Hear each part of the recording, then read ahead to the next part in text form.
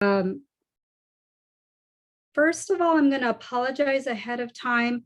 I am having a little bit of technical difficulties. For some reason, my camera decided at this very instant not to work.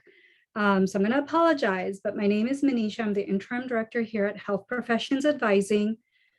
How is everyone today? How has moving been? And welcome to Davis. Where is everybody from? And you can go ahead and use chat to let us all know where you're from.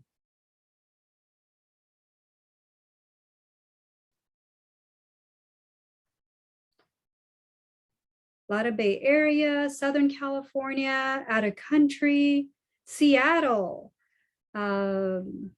Singapore, Mexico. Wow, we have folks from all over the place. This is so wonderful. And another question, I promised my last one before we jump into the presentation. What health profession are you planning to pursue? So vet, pre-med, PA, dentistry, nursing, unsure. I love that response. That's exploring. So you're giving yourself your 4 years to sort through it. Wonderful. All right, so we have a good spread of folks interested in a variety of health professions. So I'm just going to walk through a PowerPoint. You are welcome to use the Q&A function at any time to post any questions. I'm going to be introducing the staff in a minute, and then you'll see a little picture of me. So that is what I look like until we can figure out what's going on with my camera. But real quickly, I just wanted to do a quick land acknowledgement. So if you could take a moment to read through this.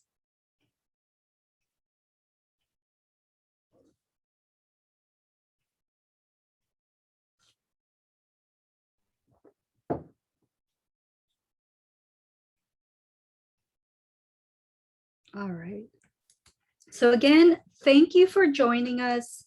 My name is Manisha. I'm the Interim Director here at Health Professions Advising and a proud alumna of UC Davis. I was here in this seat many moons ago, except our orientation looked very different. It was at the ARC. We were running around all over the place. We would have loved to see your faces, but we continue to do this virtually as we sort through what the pandemic has in store for us. So I'm going to let the staff introduce themselves. Hi, everyone. My name is Brielle. I'm a staff advisor here. I advise for all health professions. I'm also the interim director of the Health Professions Post-Bac program that comes out of our department as well. Really excited to have you all here today. I will now pass it over to Doug. Hello, my name is Doug McLemore. I'm the test prep specialist and a staff advisor for the HPA. I've been here since 2019, and I also assist Brielle with the post-bac program. On to Elizabeth. Hi, everybody. My name is Elizabeth Barajas. I'm a staff advisor here at HPA and also a writing specialist. And I've been here also since about 2019, on and off, but now here permanently. And welcome to UC Davis. I'll turn it over to Karen. Hi everyone, my name is Karen. I'm also a staff advisor here at HPA. I also happen to be an alum as well, graduated a few years ago. Super excited to see you all this Tuesday afternoon and the day before school starts. I'll be putting some links throughout our presentation today in the chat. Great, thank you everyone. And then I want you to also meet some of our peer advisors who are here as well. Nikita, do you want to get us started? Sure. Hi, my name is Nikita. I'm a fourth year neurobiology, physiology, and behavior major, or as it's known here, NPB. And I'm also a human rights minor. And I advise for all health professions, and I'm here to help out with anything that you all need. And welcome to Davis. Thank you, Nikita. Julia? Hi, my Wi-Fi is kind of unstable, but I'm Julia. I'm a fourth year microbiology major, and yeah, I'm happy to be here. Thank you. And Robin. Hi everyone, I'm sharing a camera with Karen. My name is Robin Crittenden and I'm a very recent alum of Davis. I majored in communication and Latin minor, and I am open to advising for all health professions. So super excited to have you all here. Thank you for joining us. So thank you all, everyone. So that's that's all our staff advisors and a few of our peer advisors. A few couldn't be here with us today, but we're so excited to have you here, beginning your pre-health journey here at UC Davis, and look forward to talking to you today a little bit about our program, how we can support you through your journey from starting at Davis to matriculation. Our peer advisors, I don't think they mentioned, but they can help you with answering questions about prerequisites, timelines, how to go about gaining experiences, and letters of recommendation. So a little bit about health professions advising. So we serve all UC Davis undergrad, graduate students, and alumni pursuing any health profession. Every year, we serve over 3,500 students and alumni. You can meet with us one-on-one advising with staff advising. Our peers do express advising where you can call our main line and they're happy to answer any of your questions. We do workshops and programs. I'm going to pause real quick. I'm just checking the chat. Karen, is there something we need to do or should I just keep going? Feel free to keep going. I'll figure it out. Okay. So we have a variety of workshops and programs. We have online resources. We do our PreHealth Conference, which is in its 19th annual year, coming up in October, and I'll talk a little bit more about that. And we do several pre-health related seminars every quarter. Just so you get a visual sense of where we are, this is our home. So if you've been to the ARC for testing, across the street from the ARC is a parking lot and the health center, and half a block from there is Health Profession Advising's office. We are one of 4 University of California's UCs that offer a standalone office that just does health professions advising, and one of 10 schools in California. So we're, again, really excited you're here and that you get to have the service to support you. As many students don't, and we're lucky that UC Davis saw fit to establish this office to improve matriculation rates of our students, and we've noticed this growth. Our mission is to help all pre-health students gain admissions to professional school and programs. So something that's really important that I want to take a moment to talk about is you will never hear us say, no, you're not going to make it. No, you can't do that. No, perhaps you should think of something else. Our role is to support you wherever you are in your process. Whether you had a couple of bumps in the road, maybe you want to go play professional sports for a while, maybe you're a musician, but regardless, we will always support you and help you. Another cool fact about us is we continue to support you even after you graduate UC Davis. So when I say we support you through matriculation to health professional school, we stay with you. So whether you apply to go straight through, you apply with a couple gap years, or you come back to us in 5 years, we will continue to help you reach your goals. These are examples of health professions we support, but like I said, we support all health professions wherever your professional goals may take you. Before I go on, I just want to quickly talk about some pre-health vocabulary, just so we're on the same page. So pre-health, a lot of people might identify themselves as pre-health, pre-med, pre-dent, pre-nursing. There isn't anything you have to do to identify as pre-health. That's an identity you carry, and it's what you call yourself. But I also want to talk about that it doesn't define you. It's one aspect of of who you are, but you can also be a tutor, a musician, an artist, an athlete, someone passionate about social justice. So just like any other identity that you may carry, it's one aspect of who you are. You might hear the term gap year floating around, and we'll talk about, briefly talk about timelines in a little bit. Gap year is that time period after graduating from UC Davis and before starting graduate school. This might be 1 year, this might be 5 years. And we can talk a little bit more about why you might think about a gap year, but that's all it is. From graduating to your undergraduate institution to before starting health professional school. So GPAs, you're also going to hear a lot about GPAs, what GPA matters, what are schools looking for, what should I be working on? So let's spend a moment about that. So your science GPA, depending on the health profession you're pursuing, might either be made up of your BCPM or BCP. BCPM is simply biology, chemistry, physics, and math. So some health professional programs want to see all 4 of these as part of your science GPA, while others might simply be looking at BCP, which is biology, chemistry, physics without the math. You're going to hear a little bit about overall GPA. So let's say you go out and take some classes at a community college, or you go back home over summer and take classes elsewhere. Any college level class that you take is part of your overall GPA.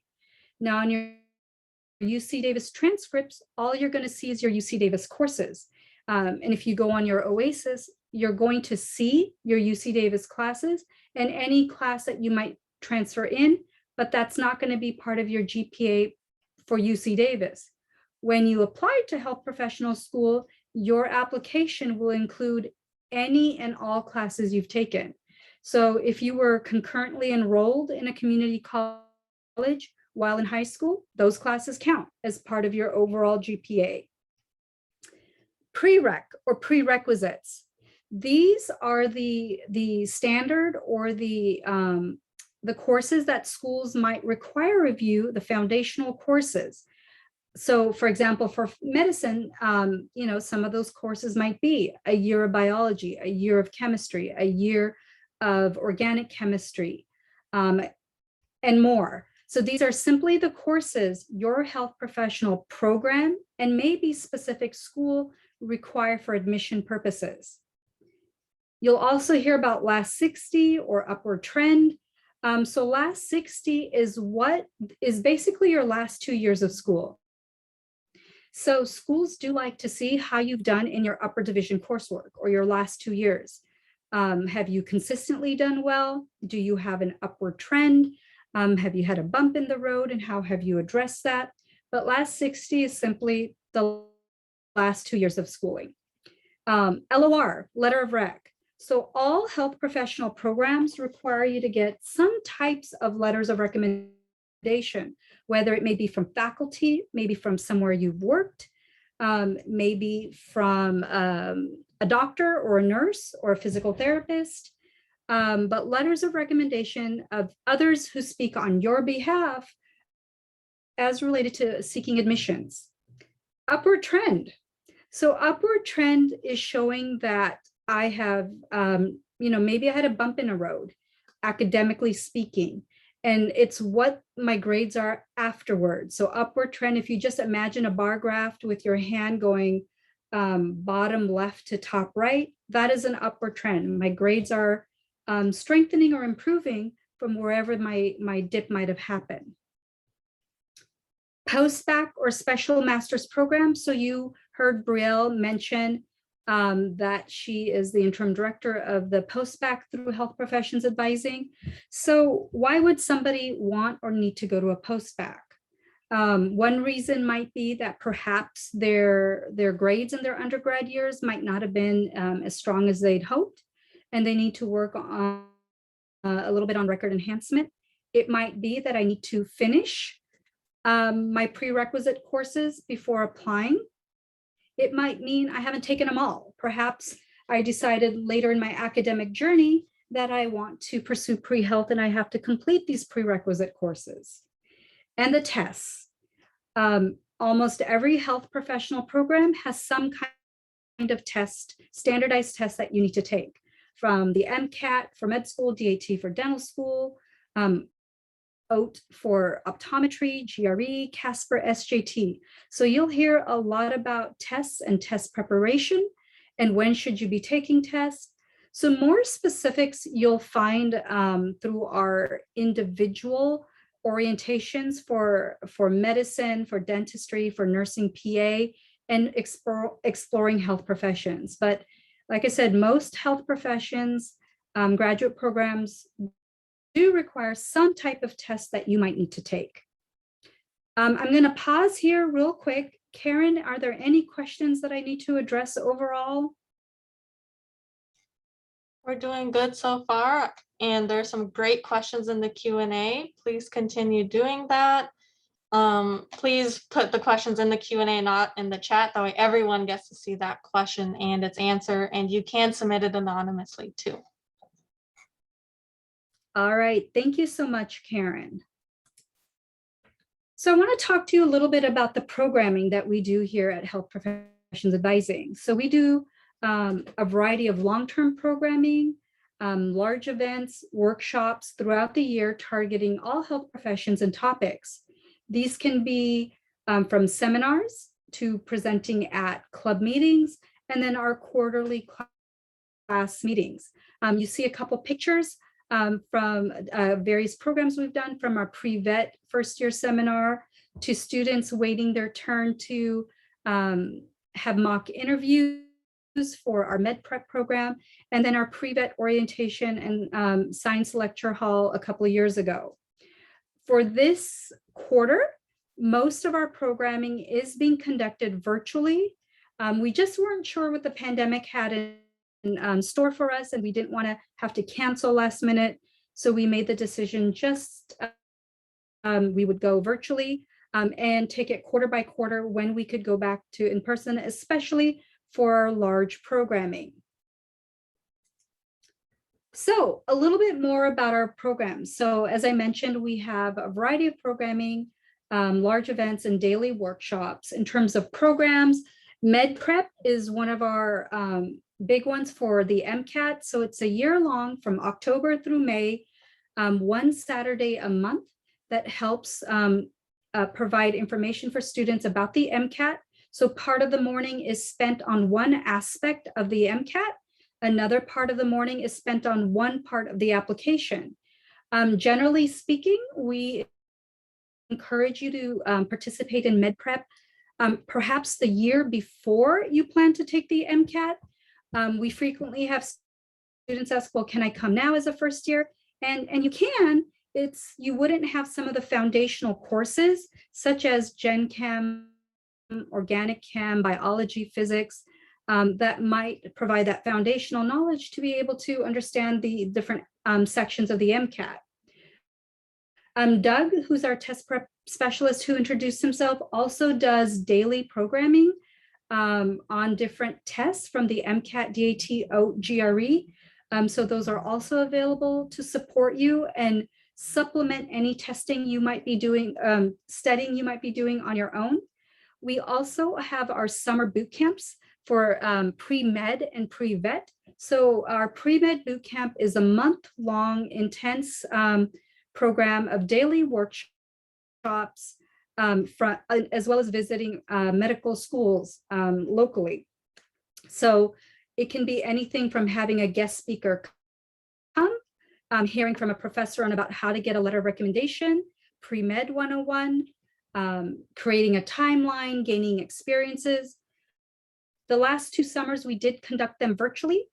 So we did miss out on some of our hands-on activities, but we have done suturing workshops, as well as in-person field trips at different medical schools. As I mentioned, we continue supporting you even as an applicant. So we have a separate Preparing to Apply series that works with you in terms of drafting your personal statement, writing secondaries, creating a study schedule, for your test to actually preparing for interviews. Some of our large events include our fall orientation. So this year we have our pre-med coming up this Saturday, pre-vet orientation coming up on September 30th, pre-nursing and pre-PA coming up next week as well. Pre-dent is also this Saturday, and exploring health professions is also next week. And Karen, I know, is dropping links in the chat so that you can check these all out. You're welcome to attend any of these orientations. These are typically 2 to 3 hours long, and they do a deeper dive into all about that field, from gaining experiences to creating your own timeline to hearing from current undergraduate and possibly med students, vet students about their journey into their health profession and school. So when did they apply? Why did they apply? When they did, and what experiences they've had. So these are, like I said, just a bigger deep dive into the different health fields. Our programming also varies quarter by quarter. As I say, we follow the different application cycles, and based on what students and alumni need to know for that quarter, as well as to prepare for next quarter. We have done field trips to local schools, and we have our spring break trip. When we were in person, we would take a couple of van loads of students, go down to Southern California, exploring the Southern California medical schools. This this year, we actually did it virtually. We were able to visit 22 medical schools all around the country and had over 1,000 participants. So that is a very unique opportunity to be able to hear from admissions of medical schools all over the country. We do have symposiums. So typically winter quarter, we have our pre-med symposium in collaboration with the UC Davis Med School. Pre-COVID, we held it at the medical school. This year, we haven't quite decided what we're going to do. We're in talks with the medical school. Do we do it again virtually in 2022, or are we able to do it in person? And as soon as we know, we put it out on our newsletter. We also offer a variety of panels along the way, in terms of bringing in guest speakers or students, and guest speakers to help conduct mock interviews. So if you are a current applicant, we offer a lot of resource in helping you prepare for your upcoming interviews. We have daily workshops that change. This could be anything from pre-med, pre-dent, pre-vet 101, to creating a timeline, gaining experiences, or even hearing from student groups about their organization. So a variety. Karen is going to go ahead and post a calendar that shows what we're planning to do this quarter. There are updates, so we encourage you to keep checking. Our PreHealth Conference is coming up. So UC Davis's PreHealth Conference is the nation's largest entirely student-run conference. While Health Professions Advising provides oversight over the event, it is coordinated by a student leadership team with moderators and volunteers. So this year we have 200 plus exhibitors, which include health professional schools, post-bac programs, test prep company, and other organizations. Over 25 different health fields are represented, and it currently includes 50 plus medical schools. We have 4 hours of concurrent workshops with unique workshops every session, admissions panels, career panels, as well as presentations by different schools and programs. I'm going to turn it over to Julia for a quick second. Julia, is there anything else that you want to add about the PreHealth Conference?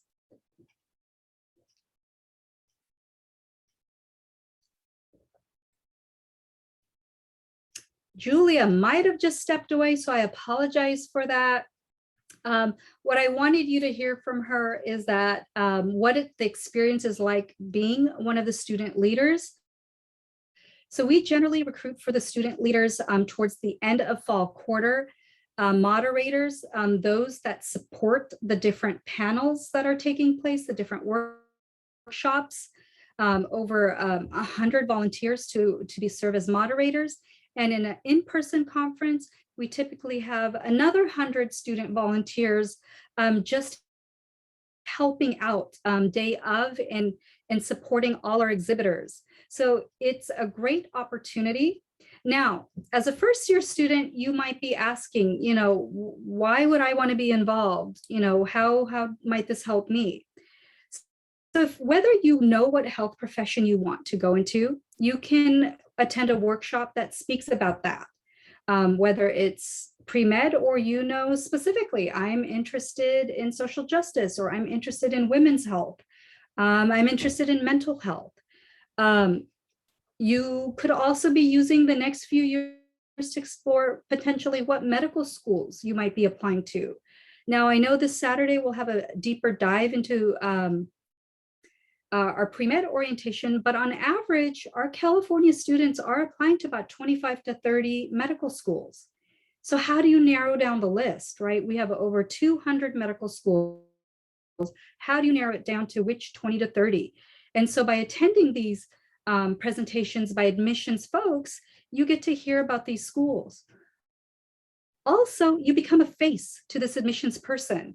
And not just a cold application, you know, 3 to 5 years down the line when you might be applying. So becoming a face helps support you. So there are workshops, whether you're a first-year student or a current applicant. And again, we definitely encourage you to attend and get to know this. And many of our students attend every year because our workshops do change year to year. And I believe Karen is putting a link for more information about the PreHealth Conference, how to register, and also, you know, if you're interested in getting involved, I believe there should have been a link to Health Professions Advising listserv, where you can find out more about opportunities when we start recruiting for next year. So it is virtual this year. We just weren't sure what the pandemic had in store for us, so we didn't want to take a chance. Last year we had to quickly convert it to a virtual conference, so we just made the decision. My plan is next year is going to be in person because we'd love to see you all. On average, in an in-person conference, there might be 3,500 to 4,000 attendees. We basically take over the campus with workshops in all the buildings around campus.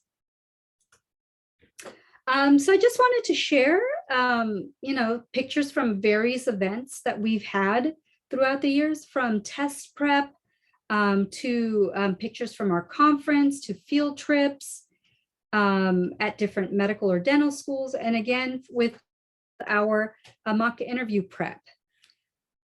Before I jump into the next slide, Karen, is there anything you want to throw out at me?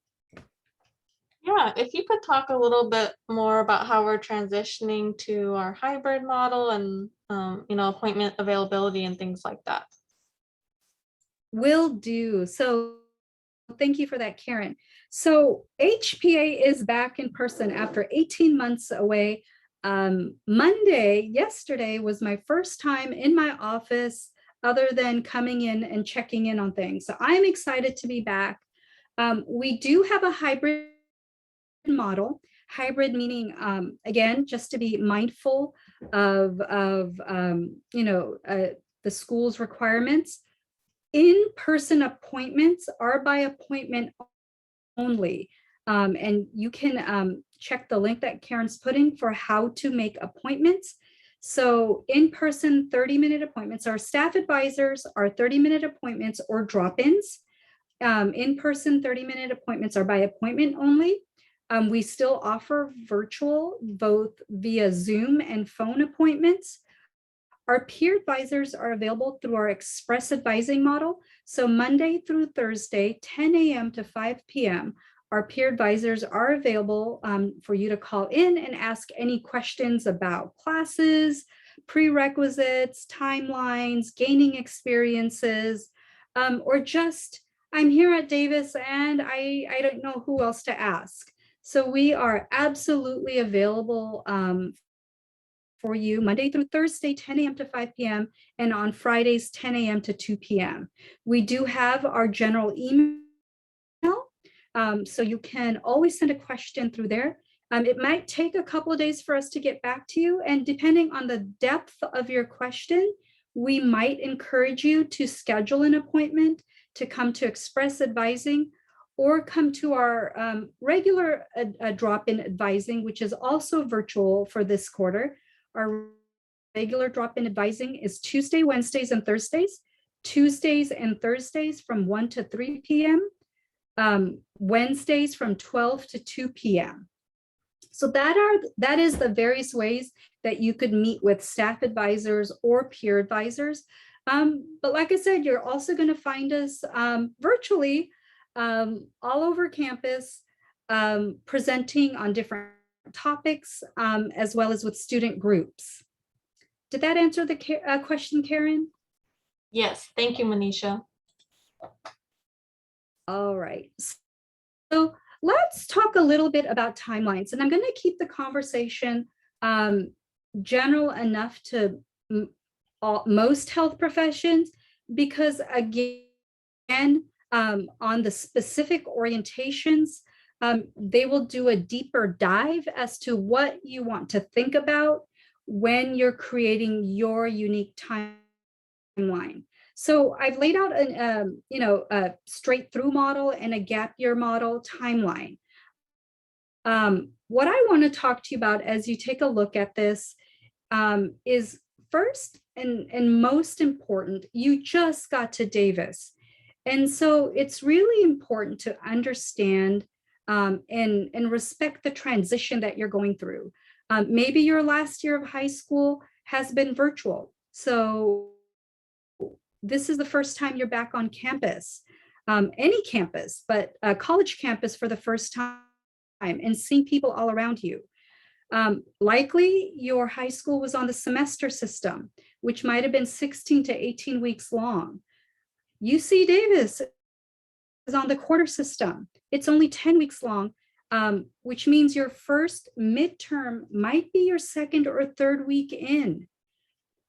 So it's really important that you establish yourself as a strong UC Davis student. What this means is get to know your study habits here. What might have worked in high school might not necessarily work here. Create a schedule. Maybe you have other responsibilities that you're a part of. But set yourself up for success. Know how to access office hours. Know how to access tutoring and support services. Create a schedule. And what that means is not just when you're going to class, but when are you attending office hours? When are you attending study sessions?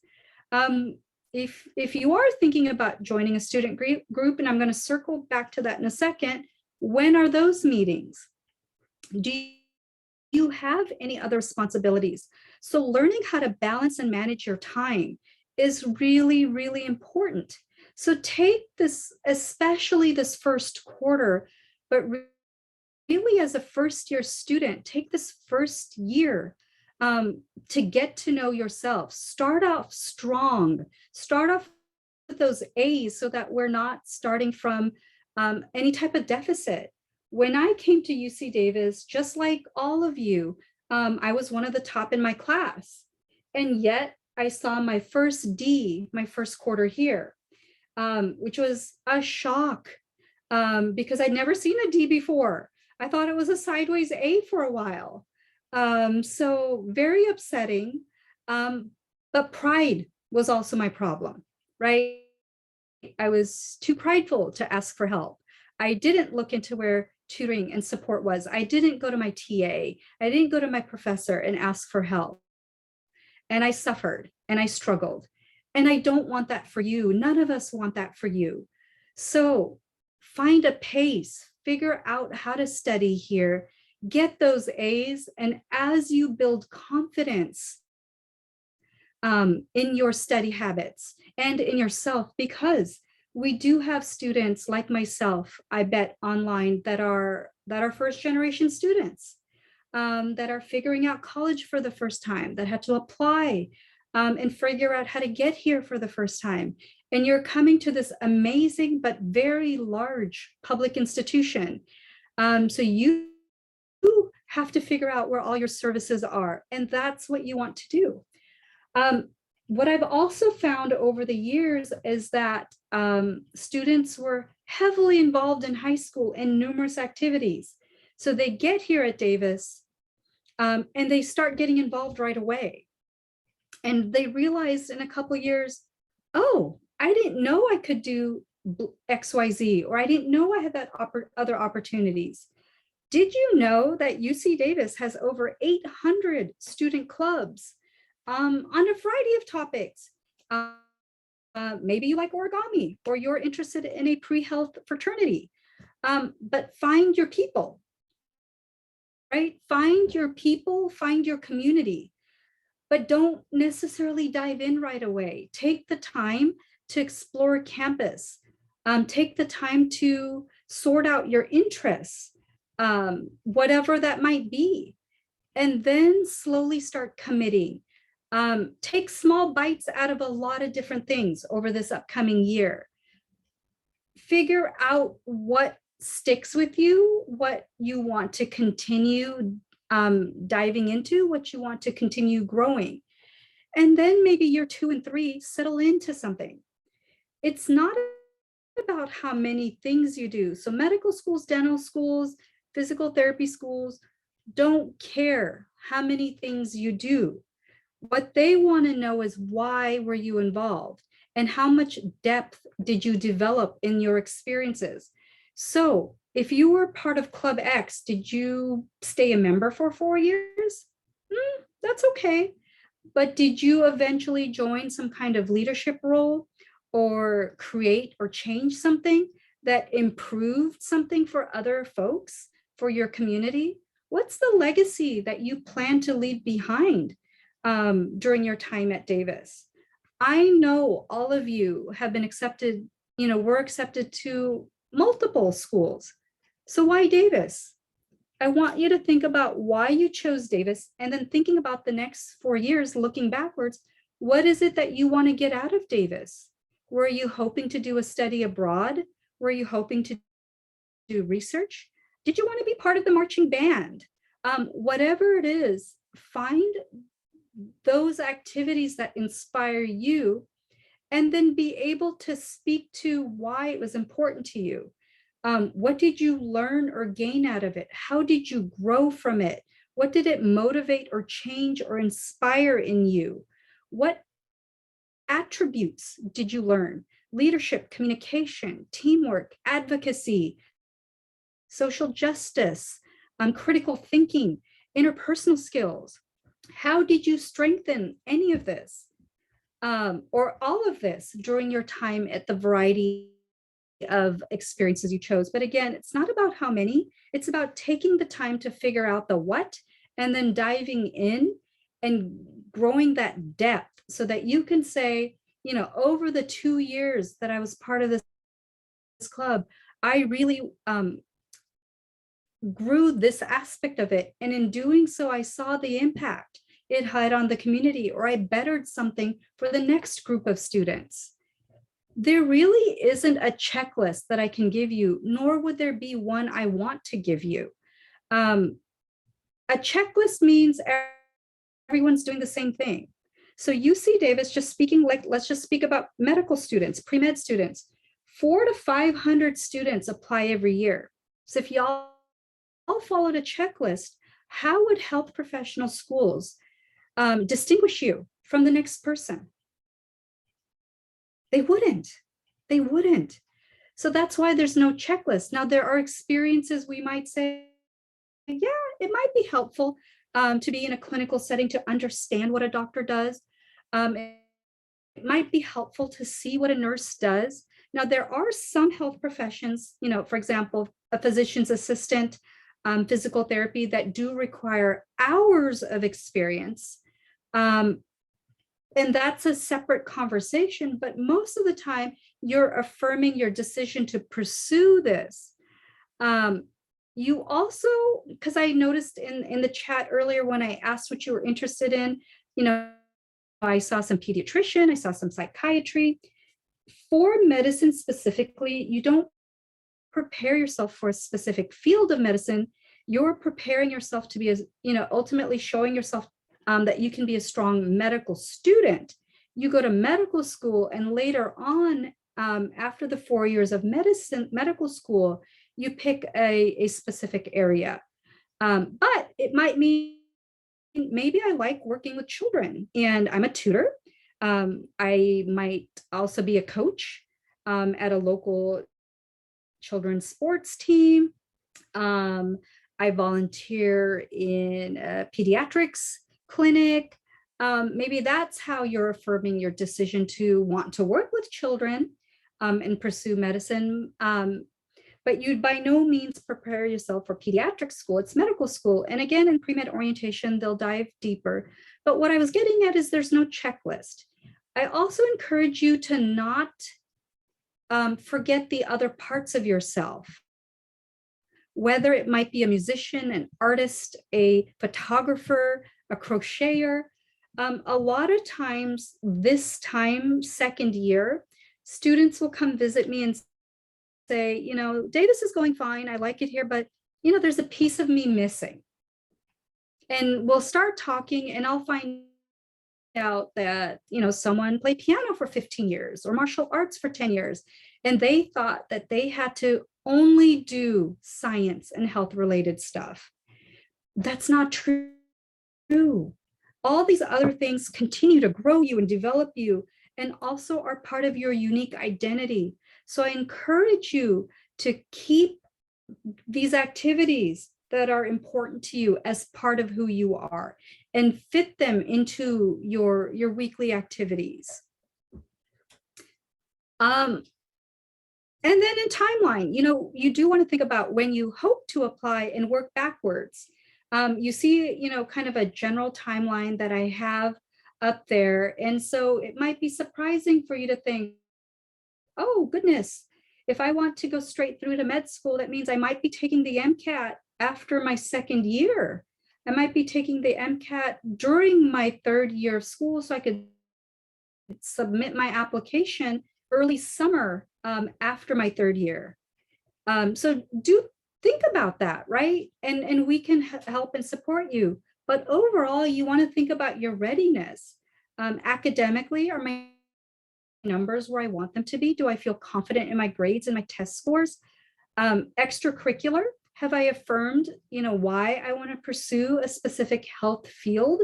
Have I taken time to develop my own unique identity? Have I taken time to go, do what I wanted to do as a college student and beyond?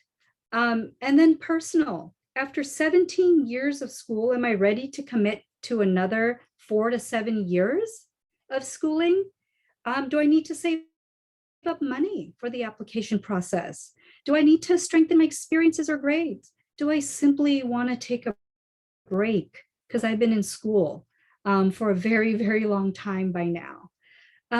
You get to decide that. That's part of your journey. And again, we're here to support you. And this is my favorite slide ever. These are the faces. This is going to be you one day. This is going to be you when you send me a picture from your white coat ceremony or your stethoscope ceremony or pinning ceremony. This is the goal, right? But each one of these applicants and current matriculants and med students and vet students and nursing students took the time to develop themselves. And I would love to see your face one day on our wall of fame. But this is the faces of our future, and this is going to be your face one day. So just a reminder as to this is what you're going for. I've been talking for a little bit, so I'm going to turn off the slideshow here. And just, leave rooms for some questions. And any staff or peer advisor that wants to jump in. And again, I'm going to apologize. I don't have a camera. I don't know what happened to mine. So I'm not hiding. I just, between 11 o'clock today and 3 p.m., my camera just decided it was done with me. But anyone, of the staff or peer advisors that want to jump in and any kind of last advice or questions we need to answer.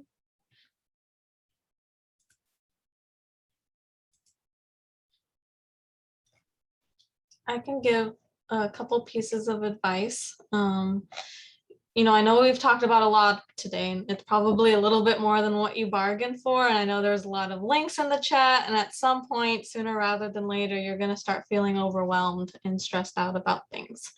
But I always like to let people know we're on this journey together. We have our advising appointments, we have Zoom drop-ins, we host our events that we can always have a check-in at, or you have questions at for us to talk about things, because things are going to be a lot easier if we do them together. So that's why we do all of our programming and events and things like that. And the one piece of advice I would say is to learn how to ask for help. That might be something you haven't really had to do before, like if you're doing really well in high school, and it can be really hard to learn how to do that. But I say sooner rather than later will be better, because you're going to have to ask for a lot of help while you're at Davis, and you're probably going to have to ask for a lot of help as a med student or a dental student, vet, PA, nurse, etc. And so it's going to be a lot easier to be able to learn that now. And schools will actually be looking for that ability throughout your application as well.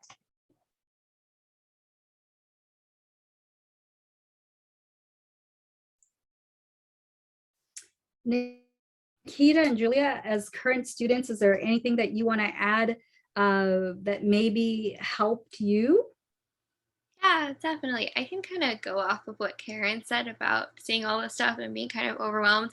I very vividly remember my freshman year, there was like a meeting by HPA, I think the first day of class.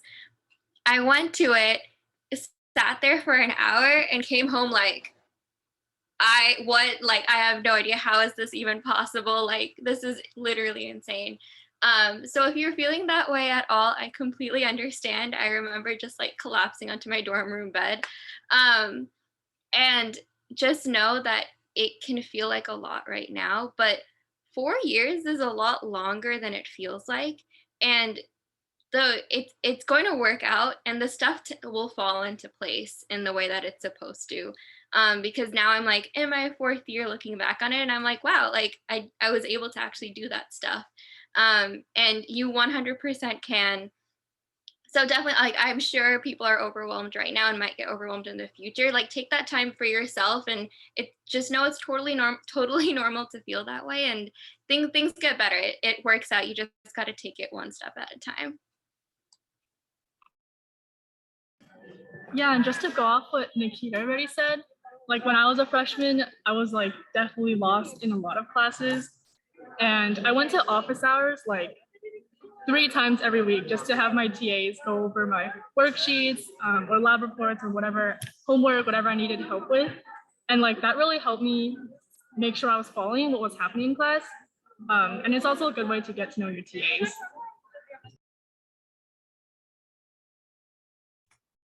Thank you, Nikita and Julia. And we have about 5 minutes left, but there's a lot. There's a lot, right? And I know we threw a lot of information, and when you start attending the specific orientations, it's just going to be volumes of information. If you walk away, with anything today, it's going to work out. As Nikita said, it's going to work out the way it's supposed to. Give yourself some grace. Ask for help. There are no dumb questions. That's what, that's why we have express advising. Just pick up the phone, call. I didn't know about this. What should I be doing? Or, I had another peer advisor once mention, maybe you don't know the question to ask. So attend office hours and hear what other students are asking. Attend orientations and workshops and hear what other people are asking. Sometimes we don't even know what we don't know. And hearing it and attending it and being part of the community helps us gain knowledge. So I encourage you to be involved in our events and be involved in campus. Find your people, find your community, find what supports you, because there's no pride in success. Success is I have the support of everyone, and we're all trying to reach this goal together. So again, I do see a couple of questions keep popping up in Q&A, but keep asking questions. Is there anything in the last couple of minutes, Karen, that we, overall want to go over? Great question. And there's a pretty good question in the chat, and my fingers can only type so fast. So I think I'll just address it out loud real quickly. And of course, if you have some other questions, please continue. But the question is, do you think it's a good idea to pursue the first career of being a PA and then going to medical school to become, fill in the blank profession or specialty there? And we usually highly encourage, if you already know you want to be a doctor, let's prepare to go to medical school. Of course, there are exceptions to that, general rule, but we want to help you with your goals. And sometimes that means exploring, sometimes that means figuring out a timeline that works for your situation, but we want you to be happy with your profession because, hey, you're the one that's taking all these classes and taking the tests and then preparing to apply. So I want you to be happy with that process and the person you're becoming. Also, PA is its own field and is just as rigorous to prepare for and actually requires quite a few hours if you're looking at some of the schools around the country. And again, they're going to talk more about it at the PA nursing orientation. But if you're exploring, attend the various orientations. That's to help you understand and maybe explain why we're saying prepare for your primary goal, but why you don't necessarily, why PA is its own thing. Because it is rigorous to get into PA school on its own. As a Basque student, as a CBS student, work with your academic advisor in terms of your scheduling. So you may be meeting with multiple advisors every quarter. At Health Professions Advising, we work with you to ensure you're completing the prerequisites for the health professional programs and schools you intend to go into. Your Basque advisor will be working with you to ensure you're completing your major, college, and university requirements. And so if you have a question in terms of, do I take these classes? Does this fulfill my major requirements? What else do I need to take? I would encourage you to redirect to them because we want to make sure you graduate, right? But we will work with you to ensure that you are completing the prerequisite courses for what you're intending to do. So, if you have an academic plan in place, we're happy to eyeball it and make sure the prerequisites are there. Now, you might call our Express Advising and get Nikita on the phone and say, are these, how was your experience taking these classes together? Did you take these classes together? What did you think about this class? And she'd be happy to talk to you about her experience, but everyone has their own experience. We're not going to tell you, take these 4 or 5 together or not. Though I will say when I've seen a especially not so good schedule, I might point out, I don't know if you really want to be taking 2 or 3 lab classes together. That might not be in your best interest, but let's check with Basque and see what they have to say, right? Ultimately, they're working on your overall graduation requirements. But yes, sometimes students will ask me, what was OChem like? Well, I took OChem a couple decades ago, and my OChem 118A had a lab. I know what Nikita took was very different. And so again, our peer advisors are very helpful in maybe tips that help them be successful and maybe brainstorm ways you can be successful. Any last questions coming up?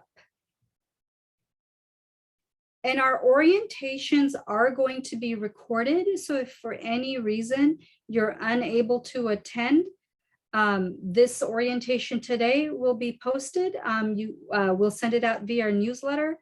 And our big orientations for the specific health fields will be recorded and put up on our social pages. Karen's answering one last question. in the Q&A, but do you just want to answer it out loud? Yes, we got a great question in the chat about some of our Saturday programming and like that overlap of it falling on a religious holiday for some folks. And I will say that a lot of our programming on Saturdays are usually big events. So if it's going to be in a virtual space, we usually try and record it if possible. A lot of our test prep is planned to be recorded as well for fall. And then there is some overlap with content that happens in boot camp, but you'll be able to see, kind of compare and contrast yourself if you were to look at the calendar. However, traditionally boot camp hasn't been recorded because there's some difficulties with that, but we have those sessions during the school year that is overlapped, and those recordings are usually posted. So specifically about med prep and the Saturday test prep. So Doug does do weekday test prep sessions, which are also posted on our YouTube channel. So if you are unable to attend that, and then the second half of med prep is our application workshop, which is covered throughout the year in our application series. So if you're not able to attend the Saturday event, the material is covered in other ways. So I know I want to be respectful of everyone's time. Thank you again for coming today. Welcome to CBS. Welcome to Davis. We are so happy to see you. I wish my camera worked so you could actually see me, but you imagine the little, 1x1 square picture. But I look forward to seeing you all on campus at some point over the next year. So thank you again. Enjoy the first day of classes tomorrow, and go Ags.